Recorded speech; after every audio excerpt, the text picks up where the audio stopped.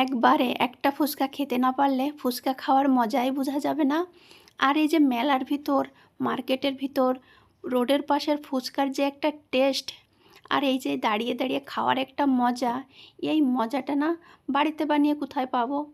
আর বাড়িতে না এত সুন্দর করে, এত পরিষ্কার করে, মন থেকে এত সুন্দর করে বানাবো, তারপরও জানি না কি জানি একটা মিস্টেক থেকে যায়, কি ভালোই লাগে না, এই টেস্টটাই আসে না।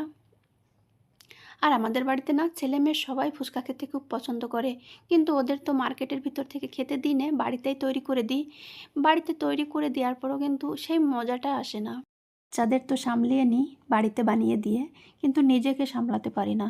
যখনই মার্কেটের দিকে আসি না, এইভাবেই একবার ফুচকা খেয়ে নিই।